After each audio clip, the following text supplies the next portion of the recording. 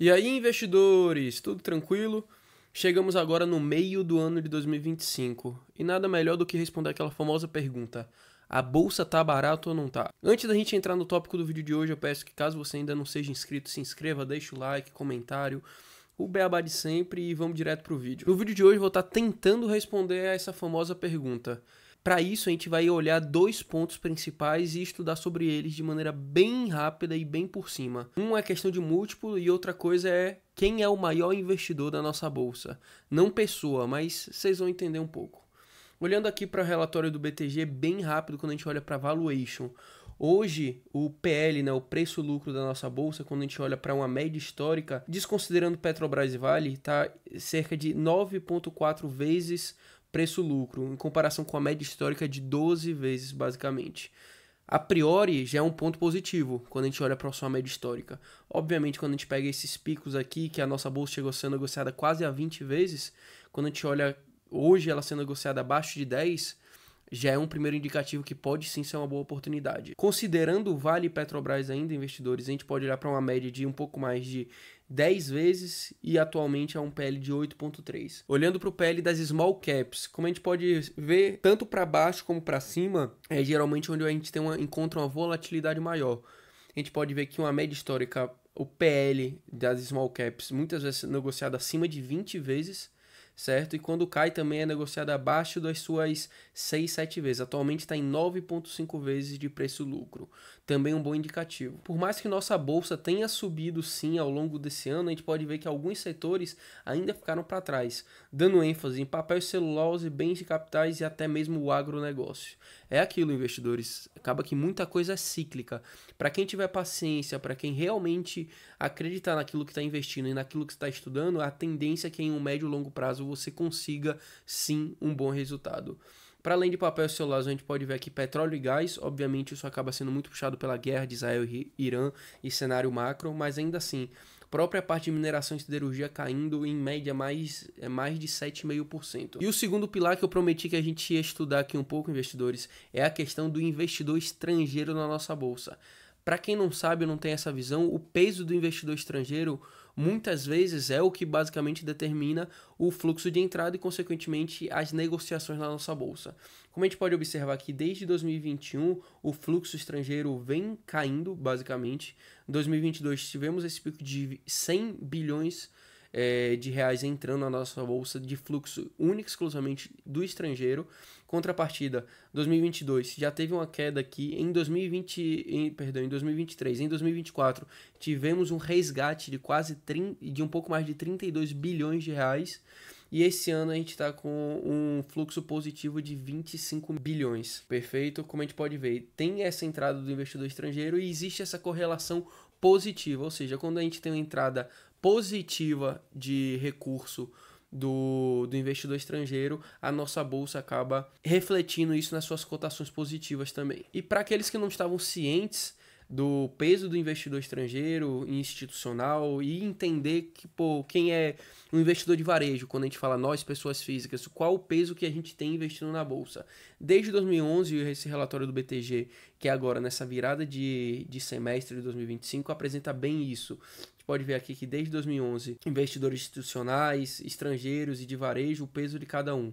Um número interessante é o quê? Que investidor de varejo mais do que dobrou de 2011 para cá. Enquanto que o investidor estrangeiro também teve uma alta, a gente pode observar, era 33% em 2011, hoje está por volta de 38%, mas já houveram picos do investidor representar quase 50% do capital investido da nossa bolsa brasileira.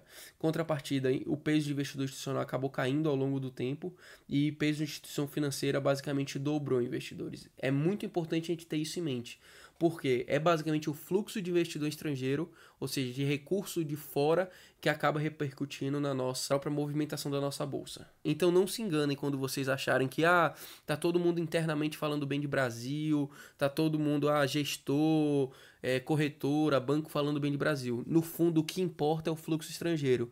Se o estrangeiro olhar para o Brasil e entender que realmente as questões fiscais, questões políticas e até questão realmente de múltiplo tá atrativa, ele vai mandar dinheiro. De maneira contrária, caso ele não entenda, ele vai estar resgatando e isso sim vai impactar também negativamente consequentemente nossa bolsa. E outro ponto aqui, investidores, antes de encerrar, que é muito interessante quando a gente olha se realmente a bolsa está atrativa ou não para investidor de varejo, institucional, financeiro e estrangeiro, que é a questão da quantidade de IPOs.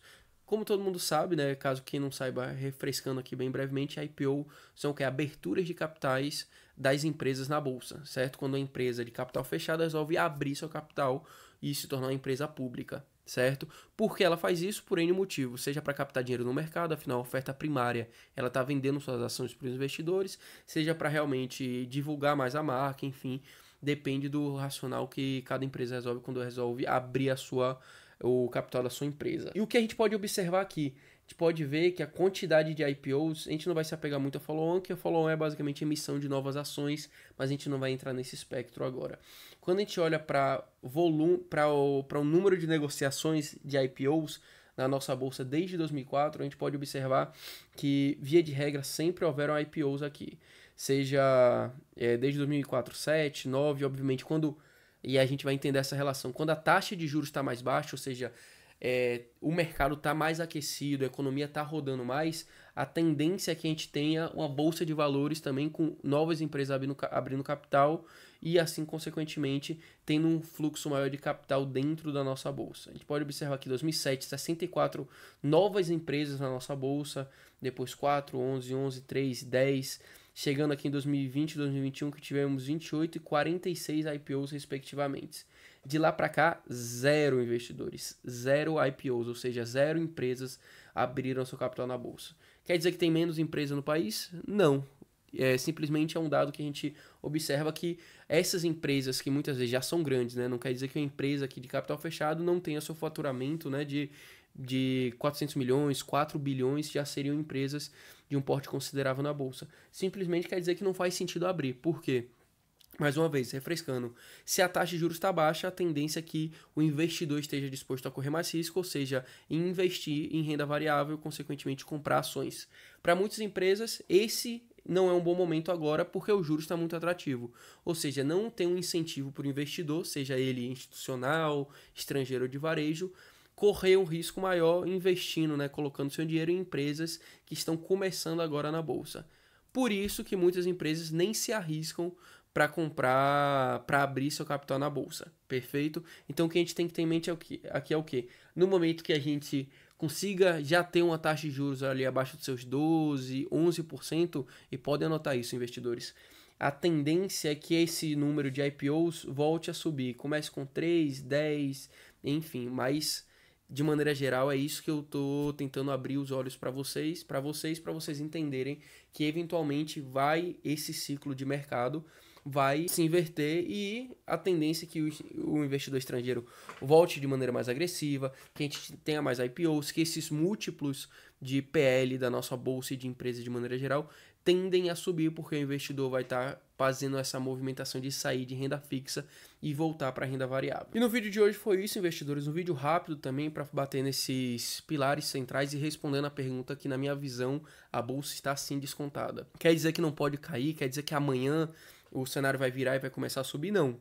Mas é aquilo, eu recomendo, independente do seu momento, independente do que você busque, que você tenha uma pequena exposição ainda em ações no Brasil. Por quê? Porque eventualmente esse cenário virando, você tem o potencial ali de pequenas, médias, até mesmo grandes empresas entregarem em um curto período de tempo uma valorização ou até mesmo um crescimento nos seus lucros e consequentemente um bom pagamento de dividendo. Em resumo, eu entendo sim que a bolsa está descontada, não só por estudo, como também pelos múltiplos que eu apresentei aqui para vocês. Espero que isso tenha ficado claro. Certo, investidores? Vamos para cima. Mais uma vez, se inscreve, deixa o like e até a próxima.